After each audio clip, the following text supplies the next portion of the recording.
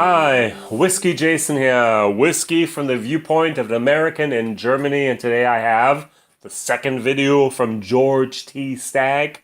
This time the 2011 version with 71.3% ABV. Unbelievable, 71%. Whiskey base 26490. This was housed in the warehouses HI and K, 57.83% angel share. 124 barrels were actually picked for this. And it's 18 years old and 5 months. I should be pouring this while we talk. There are a total of 4,134 bottles worldwide. And right now I can buy one in Germany for 999 euros. It's available. Wow, who knows here? As I mentioned in my Stagg Jr. videos, George T. Stagg was a salesman, a bourbon salesman, who finally saw the big picture and said, hey, I don't want to sell this stuff, I want to produce the stuff. He and H.E. Taylor bought a distillery named Blanton's. All these names are very important for the Buffalo Trace history. And they renamed it the OFC, the Old Fire Company, and then George T. Stagg bought out his partner, and E.H. Taylor did other things after that, Colonel E.H. Taylor, and then George T. Stagg said, my distillery, my name. So it was a George T. Stagg distillery from 1904 to 1999 until it was turned into the Buffalo Trace Distillery. So, let's take a look at the nose. Interesting. A little bit more wood than expected. 18-year-old, and I'm not expecting wood. Excuse me, Whiskey Jason here. Whiskey Jason has his moments where he kind of forgets things, like 18 years of being in the same barrel. That's a long time. I mean, we have the Elijah Craig 18-year-old. There will once again one day be the Elijah Craig 23-year-old, I've been told. I was in Kentucky and tried to buy one, and they just laughed at me and said, nah, wrong season, wrong time, nope, you have to wait a few years, then we'll have it back. They went, boy, we went from Elijah Craig 12 down to a no-age statement, and you want what? I was like, okay, I'm sorry. That was an interesting experience. All right. Wow, I get a lot of burnt almonds, burnt candied almonds. So when I go to the fair over here in Europe, I can get candied almonds. They put the almonds and the sugar like in a little tub, and there's heat, and they stir it, and it caramelizes. And imagine these candied almonds that have been at one position for too long and started to burn a little bit. Just a little bit. They're scorched. That's what I get. I get a lot of tobacco. Wow, more than expected. And I get my corn on the cob once again on the grill.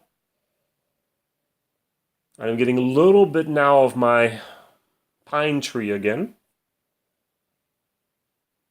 A lot of the corn.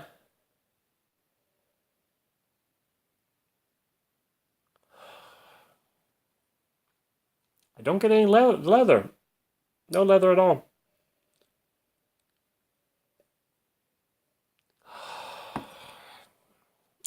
Not the nosing whiskey, from my opinion.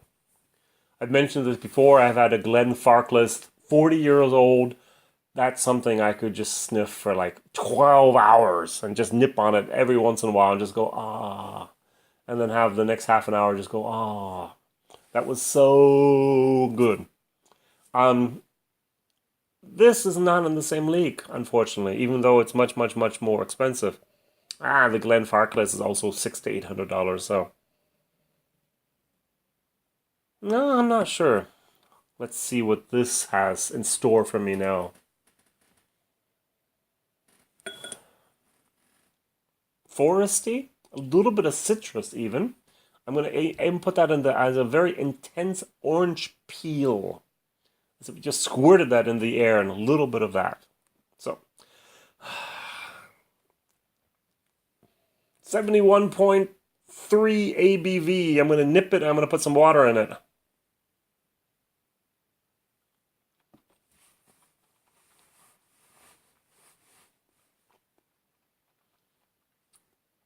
A lot of wood. Wow. Hot.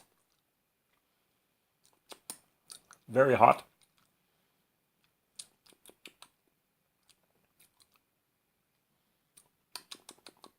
I mean, my George T. Stagg from 2013 was 64.1%. This is 71.3%. All right. That's 7.2% more ABV. To put that in some type of I do a picture. If you take a normal 40% alcohol whiskey and you compare it to a 48%, and you can, wow, that's so much hotter and so much different. If you take a 48% and add 7 to it, it's 55%. That's the normal, often a cask strength product. And that's the jump from my last video with a 64.1% up to the 71.3%. This is going to take some water. It's just too hot. In Germany, we say with our fishermen friends, there's little things you put in your mouth like a spearmint. If they're too strong, you're too weak.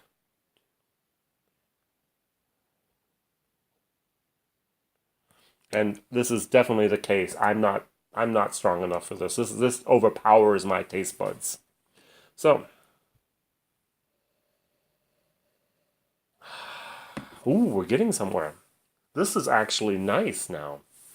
It's important that we kind of put the ABV down to have a fair chance here. I'm going to really have to think about this, how I'm going to do my blind tasting, because it's just not, 70% is not fair compared to 60%. Ooh, a lot of dark chocolate, a lot of wood here. I'm getting also a little bit of walnut as well as oak.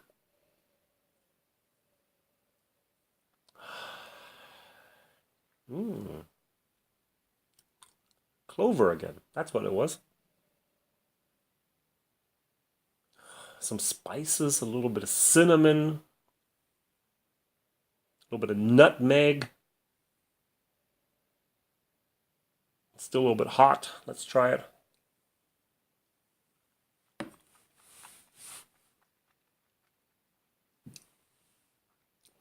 Still very, very hot. Still the wood is there. The wood is still there. Oh, I don't think this is going to be my favorite either.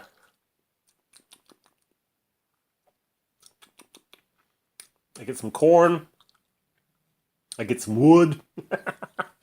Oh, who knows what's going on here.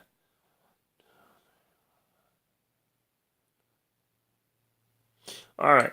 So if I take the 70, I take it down to, I hope to about 48, somewhere between 48 and 50% is what I want.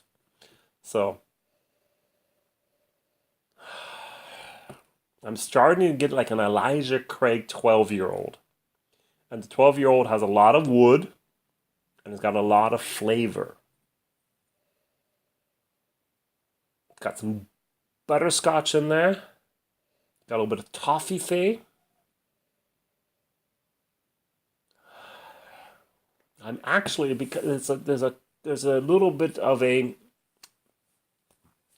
okay, I'm going to go with them Ralphie's expression again. Old, cold breakfast tea from England that's been sitting out too long with the bag still in it.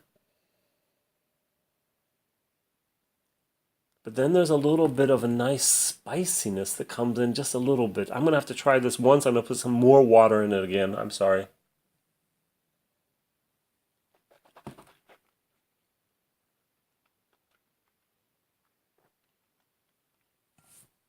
It's still hot.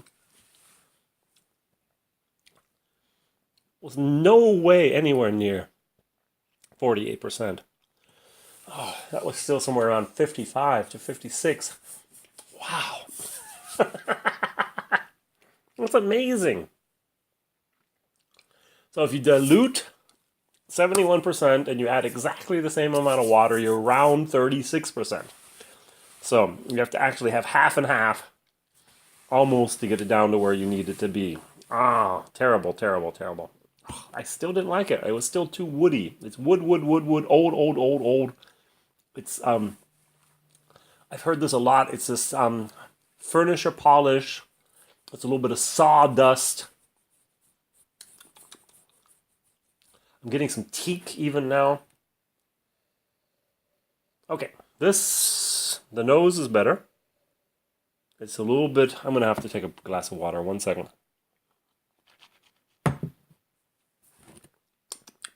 I'm really into this. I really want to get this down to where I'm going to go, oh, finally what I wanted.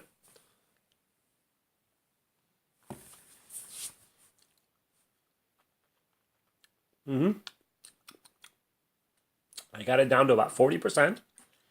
I diluted it. I put too much water in it, and what do I get? Wood, wood, wood. I think I've said this each and every single time. Wood, wood, wood. It's the 18-year-old. It's the 5 months. It's an adult, and it's too old. It was in the wood. WhiskyJason says here, too long. Ugh. Can I say something like that about George T. Stagg? Or maybe my palate is not yet developed enough to appreciate this style and this amount of wood and flavors. Now, I must admit, I've tried 300 different types of bourbon so far. I have over 450 videos. I'm going actually on almost 500 videos in German.